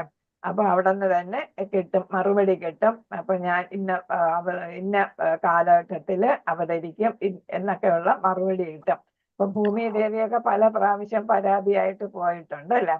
അപ്പൊ അങ്ങനെ കിട്ടും എന്നാണ് പറയുന്നത്. അപ്പൊ എന്താണെങ്കിലും അകത്ത് പ്രവേശനം ഇല്ല ദേവന്മാർക്കൊന്നും ക്ഷീരോദക സായി വിഷ്ണുവിനെ നേരിട്ട് കാണാനുള്ള അവകാശമില്ല, അതിനുള്ള അനുവാദമില്ല. ഇവിടെ ഒരു സ്റ്റാർ കാണുന്നു, ഇതാണ് ധ്രുവ നക്ഷത്രം. കാണുന്നുണ്ടല്ലോ ധ്രുവ നക്ഷത്രം. അപ്പൊ അത് ക്ഷീരോദക സായി സമുദ്രത്തിന്റെ അടുത്ത് തന്നെയാണ് ഈ ധ്രുവ നക്ഷത്രം. ധ്രുവലോകം അല്ലെ. നമ്മൾ നക്ഷത്രം എന്നും പറയും, ലോകമെന്നും പറയും. ധ്രുവന് ഭഗവാൻ അനുവദിച്ചു കൊടുത്ത ലോകമാണ് ധ്രുവലോകം. ഒരു സ്വതന്ത്രമായിട്ടുള്ള ബ്രഹ്മാവ് ധ്രുവന്റെ പ്രപിതാമഹനാണ്, മുത്തച്ഛനാണ്. അപ്പൊ പിതാമഹനാണ്. അതിനേക്കാളും ഉയർന്ന ഒരു സ്ഥാനം വേണമെന്ന് ധ്രുവൻ ആഗ്രഹിച്ചിരുന്നു ആദ്യം. കണ്ടപ്പം പക്ഷെ ഇതൊന്നും വേണ്ട, കണ്ടത് തന്നെ എനിക്ക് മതി എന്നുള്ളതാണ്. അത്ര സന്തോഷമായി. പക്ഷെ ഭഗവാൻ എല്ലാം അനുഗ്രഹം കൊടുത്തു. കാരണം എന്താണ്? എല്ലാം നൽകുന്നതാണ്. നമ്മൾ ഭക്തന്മാര് അർത്ഥത്തിന് വേണ്ടിയിട്ട് അല്ലെ, ദുഃഖം തീർക്കാനായിട്ട്, പണത്തിന് വേണ്ടിയിട്ട്, ജ്ഞാനത്തിന് വേണ്ടി, ന്യായത്തിന് വേണ്ടിയൊക്കെ നമ്മൾ ഭഗവാനെ ആരാധിക്കും അല്ലെ. അപ്പൊ അങ്ങനെ അതാണ് ധ്രുവൻ അതിന് വേണ്ടിയിട്ട് പണത്തിന് വേണ്ടി ആരാധിച്ചത് കൊണ്ട് ഭഗവാൻ അത് നൽകുകയുണ്ടായി എന്നാണ് പറഞ്ഞത്. അപ്പൊ ധ്രുവ ലോകം തന്നെ കൊടുക്കുകയും ചെയ്തു. 36,000 വർഷം ഭരണം നടത്തിയെന്നാണ് പറയുന്നത്. ഹരേ കൃഷ്ണ. അപ്പൊ എന്താണ് ബ്രഹ്മസംഹിതയും ഒക്കെ ഇതിനെ സപ്പോർട്ട് ചെയ്ത് പറയുന്നുണ്ട് ഭഗവാന്റെ ഈ ഓരോ സൃഷ്ടിയെ കുറിച്ചും. ഏതിന് ക്ഷീരോദകശായി വിഷ്ണുവായിട്ടും അതിന് മുന്നേ ഗർഭോദകശായി വിഷ്ണുവായിട്ടും പിന്നെ കാരണോദകശായി വിഷ്ണുവായിട്ടും ഇതില് യസ്യ പ്രഭോ ജഗദണ്ഡ കോടിശേഷ വസുധാതി വിഭൂതി ഭിന്നം തദ്ബ്രഹ്മ നിഷ്കലമനന്തമശേഷഭൂതം ഗോവിന്ദമാദി പുരുഷം തമഹം ഭജാമി. അപ്പൊ ബ്രഹ്മാവ് ഭഗവാനെ പ്രാർത്ഥിക്കുന്നതാണ്, പുകഴ്ത്തുന്നതാണ് ഇതിൽ കൊടുത്തിരിക്കുന്നത്. അപ്പൊ ഭഗവാൻ അങ്ങനെ എന്താണ് ബ്രഹ്മസംഹിതയിലും ഭഗവാന്റെ ഈ 3 അവതാരങ്ങളെ കുറിച്ച്, പുരുഷാവതാരം ഇനി തെറ്റരുത് കേട്ടോ, അതിനെക്കുറിച്ച് പറയുന്നു. പ്രപഞ്ചങ്ങൾ ദശലക്ഷക്കണക്കിനുണ്ട്, ലോകങ്ങളാണെങ്കിൽ അസംഖ്യമാണ്. പ്രപഞ്ചത്തിൽ പല പല ലോകങ്ങൾ ഓരോ പ്രപഞ്ചത്തിലാണ് വരുന്നത്. ഓരോ ലോകവും അതിൻ്റെതായ പ്രത്യേക ഘടന കൊണ്ട് മറ്റുള്ളവയിൽ നിന്ന് വിഭിന്നമാണ്. ഈ ലോകങ്ങളെല്ലാം ബ്രഹ്മജ്യോതിസിന്റെ ഒരു കോണിൽ സ്ഥിതി ചെയ്യുന്നു. ഇതാണ് ബ്രഹ്മജ്യോതിസ് അല്ലെ. ഒരു കോണിൽ സ്ഥിതി ചെയ്യുന്നു. സർവേശ്വരനായ ഭഗവാന്റെ ശരീരത്തിൽ നിന്നുള്ള രശ്മികളാണ് ഇവ. ആ ആദിപുരുഷനായ ഗോവിന്ദനെ ഞാൻ ആരാധിക്കുന്നു എന്ന് ബ്രഹ്മാവ് തന്നെ ഭഗവാന് എന്താണ് പുകഴ്ത്തി എന്താണ് പ്രയർ ചൊല്ലുന്നതാണ് ഈ ബ്രഹ്മസംഹിത എന്ന് പറയുന്നത്. അപ്പോ ഏതാണ് അങ്ങനെ നമ്മൾ 3 പുരുഷോദകശായി വിഷ്ണുവിനെ കണ്ടു.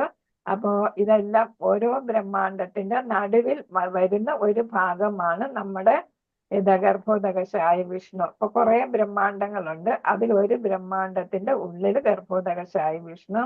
എന്നിട്ട് അവിടെ തന്നെ ക്ഷീരോദകശായി വിഷ്ണു കാണാനായിട്ട് നമുക്ക് സാധിക്കാം എന്നുള്ളതാണ്. പിന്നെ 7 ലെയർ നമ്മൾ പഠിച്ചു. ഈ 7 ലെയർ നമ്മളെ പഞ്ചഭൂതങ്ങളും പിന്നെ ഏതാണ് മിഥ്യാഹങ്കാരവും, പിന്നെ ഒന്ന് ഏതാ പറഞ്ഞത് മിഥ്യാഹങ്കാരവും മനസ്സ് ബുദ്ധി ബുദ്ധി മനസ്സ് ബുദ്ധി ബുദ്ധിയും മിഥ്യാഹങ്കാരവും പിന്നെ പഞ്ചഭൂതങ്ങളും നശിച്ചു പോകും. ഇവിടെ കഴിയുമ്പോ തന്നെ ബുദ്ധി അങ്ങ് നശിച്ചു പോകും എന്നുള്ള. ഇത് വലുതാക്കിയിട്ട് നിങ്ങൾ ഈ എഴുതിയിരിക്കുന്നതൊക്കെ വായിച്ചു നോക്കുക, സൂം ചെയ്ത് നോക്കണം. ഇത് വായിച്ചു നോക്കിയാൽ നമുക്ക് ഇവിടെ പ്രഭുപാദ എഴുതിയിരിക്കുന്നതാണ്. പിന്നെ ഓരോ പത്മപുരാണത്തിലെ കാര്യങ്ങളാണ് ഈ സൈഡിൽ എഴുതിയിരിക്കുന്നത്. സൂം ചെയ്ത് നോക്കി വായിക്കുക. അതിൽ ഗോലോകത്തിനെ കുറിച്ചും വൈകുണ്ഠത്തിനെ കുറിച്ചുമുള്ള വിസ്തരണങ്ങളാണ് അതിൽ പറഞ്ഞിരിക്കുന്നത്. എന്താണ് എന്നുള്ളതാണ് അതിൽ പറഞ്ഞിരിക്കുന്ന കാര്യങ്ങള്. അപ്പൊ ഇത് നമുക്ക് മനസ്സിലായി. ഇത് അനന്തമാണ്, അനന്തമജ്ഞാതം അവർണ്ണനീയം ഈ ലോകഗോളം തിരിയുന്ന മാർഗം. അതിങ്കലെങ്ങാണ്ട് ഒരിടത്തിരുന്നു നോക്കുന്ന മർത്യൻ കഥ എന്തറിഞ്ഞു എന്നാണ്. അപ്പൊ നമ്മൾ ഇതൊന്നും അറിയാതെ അഹങ്കാരം കൊണ്ട് ഇങ്ങനെ നടക്കുകയാണല്ലേ. വിദ്യാഹങ്കാരം കൊണ്ട് നമ്മൾ എന്തോ ആണെന്നുള്ള ഒരു ചിന്തയിൽ നമ്മളിങ്ങനെ നടക്കുന്നു. ഇതാണ് വാസ്തവത്തിൽ ഇവിടെ പ്രപഞ്ചം എന്ന് പറയുന്നത്.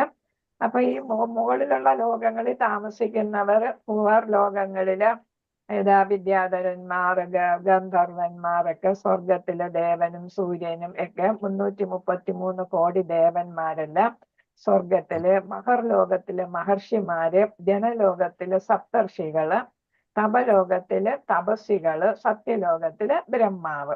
സത്യലോകമാണ് ഏറ്റവും ഉയരെയുള്ള ലോകം അല്ലെ.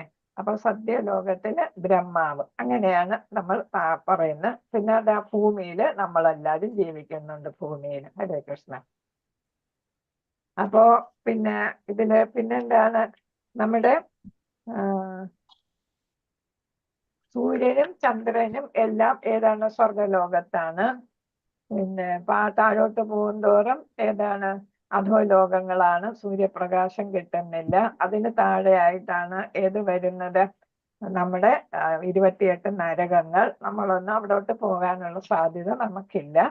പിന്നെ നമ്മുടെ ശരീരവും ഇതാണ് പ്രപഞ്ചം മുഴുവനും കൂടുതൽ ഏതുകൊണ്ടാണ് നിർമ്മിച്ചിരിക്കുന്നത്, കൂടുതൽ അംശം ഏത് ഘടകത്തിനായിരിക്കും? ഇവിടെ സമുദ്രങ്ങളുടെ കാര്യമാണ് പറഞ്ഞത് അല്ലേ. അപ്പൊ ഈ ലോകവും അല്ലെ, പ്രപഞ്ചവും നമ്മുടെ ശരീരവും എല്ലാം കൂടുതൽ ജലാംശമാണ് അല്ലെ. ജലാംശം. അംബിക മാതാജി, നമ്മുടെ ശരീരത്തിലെ ജലാംശത്തിന്റെ അളവ് എത്ര? ഹരേ കൃഷ്ണ, എത്ര ശതമാനം?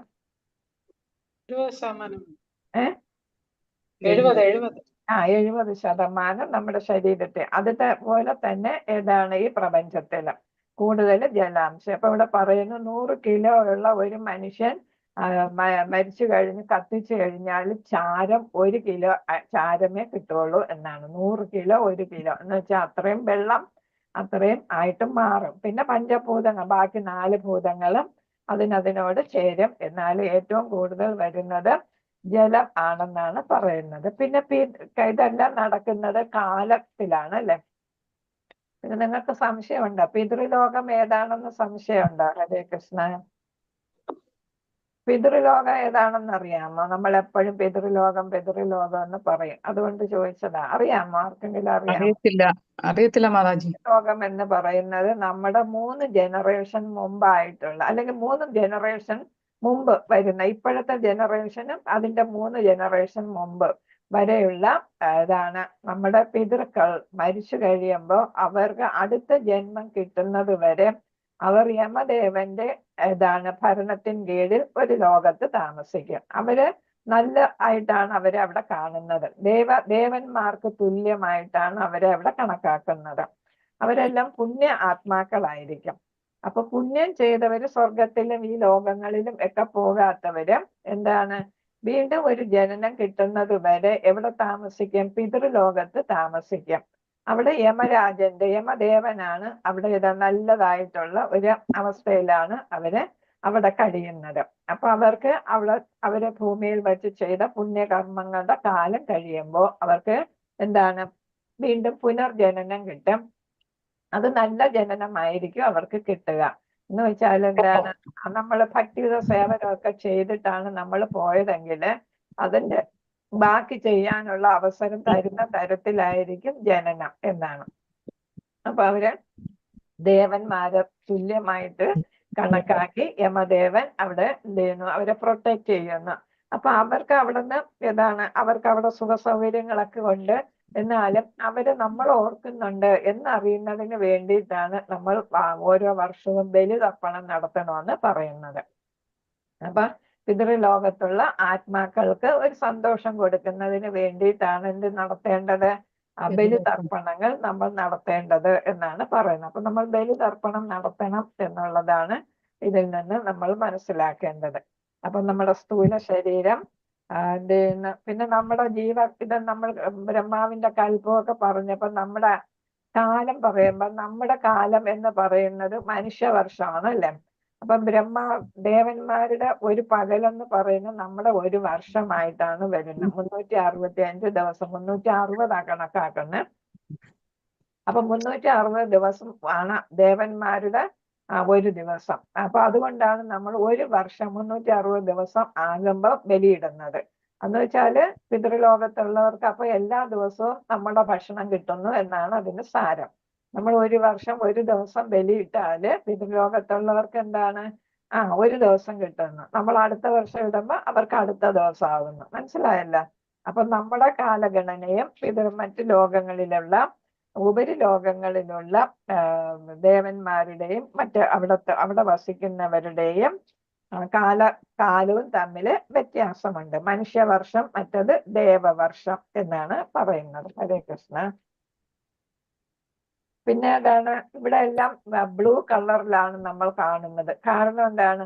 അവിടെയും ബ്ലൂ കളറ്, ഭഗവാനും ബ്ലൂ കളറാണ് അല്ലേ? ഇവിടെ നമുക്ക് വ്യക്തമായിട്ട് കാണുന്നില്ല. ഭഗവാൻ ശ്യാമസുന്ദരനാണ്, കാർമേഘ കളറാണ് അല്ലേ? അപ്പൊ വിഷ്ണു ലോകങ്ങളും അതേപോലെ തന്നെ ഈ പ്രപഞ്ചവും സമുദ്രവും എല്ലാം ബ്ലൂ കളറാണ് അല്ലേ? നമ്മൾ നോക്കിയാൽ അറിയാം, നമ്മുടെ കാണുന്ന സമുദ്രവും എല്ലാം. ഇത് മാത്രം കറുപ്പാണെങ്കിലും നമുക്ക് ചിലപ്പോൾ പച്ച നിറമെന്ന് തോന്നുമല്ലോ സമുദ്രം നോക്കുമ്പോ തന്നെ.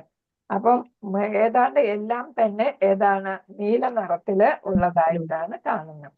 അപ്പം വൈകുണ്ഠത്തില് പല പല ലോകങ്ങളാണ്. അപ്പോ അവിടെ എല്ലാം ഭഗവാന്റെ വിസ്തരണ ലോകങ്ങളാണ്. ശ്രീബുദ്ധനും അവിടെ ഒരു ലോകമുണ്ട്. എല്ലാ പേർക്കും, എല്ലാ ദേവന്മാരെന്ന് വെച്ചാൽ അവതാര ദേവന്മാർക്ക്, ഭഗവാന്റെ വിസ്തരണങ്ങളായ ദേവന്മാർക്ക് അല്ലെങ്കിൽ അവതാരങ്ങൾക്ക് അവിടെ എന്തുണ്ട്? പ്രത്യേകം ലോകങ്ങളുണ്ട്. അപ്പൊ നമുക്ക് ആരെയാണ് പൂജിക്കുന്നത് അവിടെ നമുക്ക് എത്താനായിട്ട് സാധിക്കും എന്നാണ് പറയുന്നത്. ഹരേ കൃഷ്ണ. പിന്നെ അവിടെ ദ്വാരകയും മധുരയും ശ്വേതദ്വീപം എല്ലാം അവിടെയും കാണാം. ഭൂലോകത്തിന്റെ ഗോലോകം എന്ന് പറയുന്നത് ഭൂലോകത്തുള്ളതിന്റെ ഒറിജിനൽ ലോകമാണ് ഗോലോകം. അതായത് നമ്മുടെ ഇവിടെ ഭൂലോക വൃന്ദാവനം എന്ന് പറയുന്നത് ഗോലോക വൃന്ദാവനത്തിന്റെ ഒരു പതിപ്പാണ് എന്നാണ് പറയുന്നത്. അപ്പൊ അവിടെ ഉള്ളതെല്ലാം ഇവിടെയുണ്ട്. അങ്ങനെ അവിടെ ദ്വാരക, മധുര, ശ്വേതദ്വീപ് എല്ലാം അവിടെയും ഉണ്ട് എന്നാണ് പറയുന്നത്. അപ്പൊ നമ്മൾ ഏത് തരത്തില് നമ്മൾ ഭഗവാനെ പൂജിക്കുന്നതോ, ഉണ്ണിക്കണ്ണനായിട്ട് പൂജിക്കുകയാണെങ്കിൽ നമ്മൾ വാത്സല്യ രൂപത്തില് മധുരാപുരിയിൽ പോകും, മധുരയിലെത്താം എന്നാണ് പറയുന്നത്. അല്ല നമ്മൾ ദാസ്യ ഭാവത്തിലാണെങ്കിൽ നമുക്ക് ദ്വാരകയിലെത്താം. ഗോലോക വൃന്ദാവനത്തിലും ദ്വാരകയെല്ലാം ഉണ്ടല്ലേ? അപ്പൊ ദ്വാരകയിലെത്താം എന്നാണ്. അവിടെ പോയാൽ നമുക്ക് ആരെ കാണാം? 16,001 ഭാര്യമാരും യഥാർത്ഥത്തിലുള്ള 8 ഭാര്യമാര്, രുക്മിണി ദേവിയെ എല്ലാവരെയും നമുക്ക് കാണാനായിട്ട് സാധിക്കും. അതേസമയം ക്യാപിറ്റൽ സിറ്റിയിലാണ് അതൊക്കെ, ദ്വാരകയിലാണ് അത് കാണുന്നത്. വൃന്ദാവനത്തില് ഈ ഗോലോകത്തില് ആരാണ്? രാധയും കൃഷ്ണനും. മനസ്സിലായില്ല? രാധയും കൃഷ്ണൻ അതിവിടെ മാർക്ക് ചെയ്തിട്ടുണ്ട്. ദ്വാരക ഇതൊന്നും നമുക്ക് ഇങ്ങനെ അടുത്ത് നോക്കിയാല് കാണാൻ പറ്റും. ഇവിടെ ദ്വാരക കാണുന്നു താഴെ. അപ്പൊ അയോധ്യ, ദ്വാരക, പിന്നെ മധുര എല്ലാം 4 സൈഡിലായിട്ട് കാണുന്നു. 4 സൈഡിലും ഓരോ ദ്വാരപാലകരുണ്ട്. ഇത് വായിച്ചു നോക്കിയാൽ ഇതിനെക്കുറിച്ചുള്ള വ്യക്തമായിട്ട് മനസ്സിലാകും. നിങ്ങൾ സമയം കിട്ടുമ്പോൾ ഈ ഇടതുവശത്തും വലതുവശത്തും എഴുതിയിരിക്കുന്നത് വലുതാക്കി ഒന്ന് നോക്കുക, വായിച്ചു നോക്കുക. അപ്പൊ അവിടെ വർണ്ണനയുണ്ട്. ഗോലോകവും പിന്നെ വൈകുണ്ഠത്തിന്റെയൊക്കെ വർണ്ണനയുണ്ട്. അവിടെ സൂര്യചന്ദ്രന്മാരുടെ ആവശ്യം വരുന്നില്ല. പിന്നെ എല്ലാം ചിന്താമണി കൊണ്ട് നിർമ്മിച്ച, മുത്തുകൾ കൊണ്ടൊക്കെ നിർമ്മിച്ച കൊട്ടാരങ്ങളാണ്. പിന്നെ വൃക്ഷങ്ങളൊക്കെ എല്ലാം കൽപ്പവൃക്ഷങ്ങളാണ്. പിന്നെ സുരഭി പശുക്കളൊക്കെയാണ്. എന്ന് വെച്ചാൽ ഒന്നിനും ഒരു കുറവില്ല. എപ്പോഴും നമുക്ക് ആവശ്യമുള്ള പാൽ എപ്പോഴും തന്നുകൊണ്ടിരിക്കുന്ന സുരഭി പശുക്കളും ഒരു മരത്തിൽ തന്നെ നമ്മൾ ചോദിച്ചാൽ എന്ത് വേണമെങ്കിലും കിട്ടും. ഇവിടെ നമ്മൾ പ്ലാവിൽ ചോദിച്ചാലേ ചക്ക കിട്ടും, മാവിൽ ചോദിച്ചാലേ മാങ്ങ കിട്ടും. അവിടെയാണെങ്കിൽ കൽപ്പവൃക്ഷം എന്ത് സാധനം ചോദിച്ചാലും ആ വൃക്ഷം തരും, ഫ്രൂട്ട് നമുക്ക് കിട്ടും എന്നാണ്. അപ്പൊ എന്ത് വേണമെങ്കിലും കിട്ടുന്ന സന്തോഷം മാത്രമേ ഉള്ളൂ. നമുക്ക് വിഷമങ്ങളൊന്നുമില്ല, മാത്സര്യങ്ങളൊന്നുമില്ല. ഭഗവാന്റെ സേവ മാത്രം എപ്പോഴും നമുക്ക് സന്തോഷത്തോടെ ചെയ്തുകൊണ്ടിരിക്കാവുന്ന ഒരു സ്ഥലമാണ് ഗോലോക വൃന്ദാവനം. വൈകുണ്ഠങ്ങളിലും ഭഗവാന് നമുക്ക് പല ദാസ്യഭാവത്തിലും പിന്നെ ശാന്തഭാവത്തിലും ഭഗവാനെ സേവിക്കാം. ഗോലോക വൃന്ദാവനത്തിലാണെങ്കിൽ ബാക്കി മൈഥുന്യഭാവവും വാത്സല്യഭാവവും എല്ലാം അവിടെ ഗോലോക വൃന്ദാവനത്തിലുണ്ട്. ഗോപസ്ത്രീകളും എല്ലാം മൈഥുന ഭാവത്തിലാണ് അല്ലെ? അപ്പൊ അവിടെ ഒരു ചീത്തയുമില്ല, എല്ലാം നല്ലതേ ഉള്ളൂ. അവിടെ വ്യത്യാസങ്ങളൊന്നുമില്ല. എല്ലാവർക്കും വ്യക്തിത്വമുണ്ട് അല്ലെ? എല്ലാവർക്കും പ്രത്യേകിച്ച് വ്യക്തിത്വമുണ്ട്. അപ്പൊ ആരും ഭഗവാനിൽ ലയിക്കുന്നില്ല.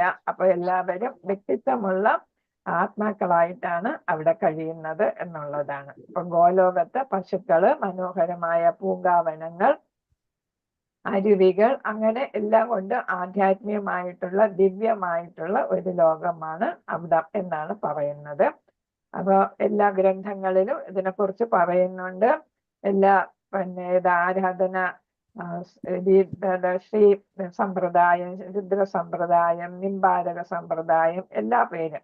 പിന്നെ നമ്മുടെ ബ്രഹ്മമാധ ഗൗഡീയ സമ്പ്രദായം നമ്മുടേത്. അപ്പൊ എല്ലാ സമ്പ്രദായത്തിലും ഇത് പറയുന്നുണ്ട്. ഭാഗവതം, പഞ്ചരാത്ര വിധിക, ഗർഗസംഹിത, അതിലെല്ലാത്തിനും ബ്രഹ്മസംഹിത, ബ്രഹ്മവർത്തേക പുരാണങ്ങൾ, എല്ലാത്തിലും ഈ ഗോലോകത്തെ കുറിച്ചും പിന്നെ വൈകുണ്ഠങ്ങളെ കുറിച്ചുള്ള വർണ്ണനകൾ ധാരാളമായിട്ട് കാണുന്നുണ്ട്. അപ്പൊ ഇതാണ് അതിനൊക്കെ ചിലരുടെ പറയുന്നു ബ്രഹ്മവൈവർത്തക പുരാണം പറയുന്നു, ബ്രഹ്മവൈവർത്ത പുരാണം പറയുന്നു.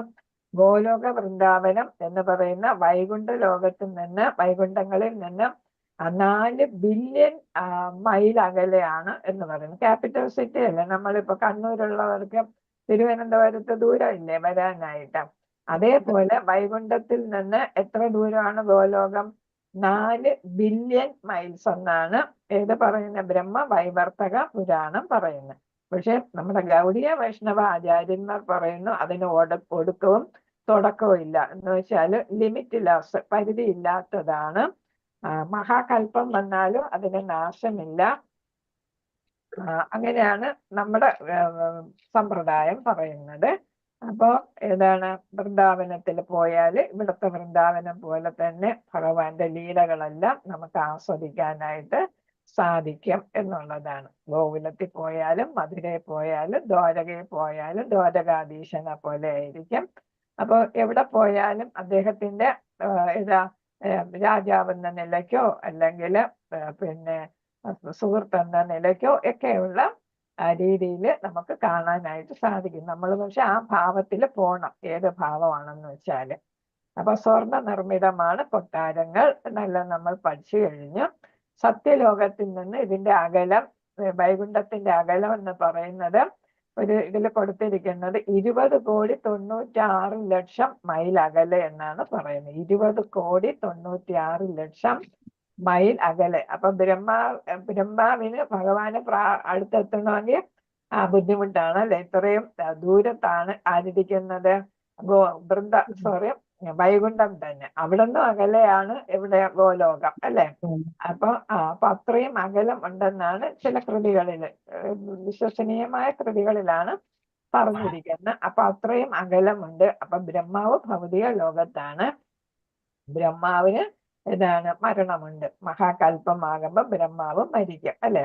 അപ്പൊ പരാതികൾ കേൾക്കാൻ വേണ്ടിയിട്ടാണ് ഒരു ചെറിയ വൈകുണ്ഠം എവിടെ വന്നിരിക്കുന്നത്? നമ്മള് ഈ ഭൗതിക ലോകത്തിൽ തന്നെ ക്ഷീരോദകശായി സമുദ്രത്തില് ഒരു ചെറിയ വൈകുണ്ഠത്തിനെ കാണിച്ചിരിക്കുന്നത്. നമ്മുടെ ഇത്രയും അകലെയാണ് വൈകുണ്ഠവും ഗോലോകവും എന്നതുകൊണ്ട് ഇവിടെ ഉള്ള അല്ലേ ദേവന്മാർക്കും ബ്രഹ്മാവിനും എല്ലാവർക്കും എന്തെങ്കിലും പ്രശ്നം വന്നാല് അതിന് പരാതി പറയണോ അല്ലെങ്കിൽ പരിഹാരം തേടണമെങ്കിൽ ഈ ചെറിയ വൈകുണ്ഠത്തിൽ പോയാൽ മതി. അതിനെ പറയുന്ന ഒരു കമ്മീഷൻ, ഒരു രാജ്യത്തിന്റെ പ്രതിനിധികൾ താമസിക്കുന്ന പോലെയാണ്.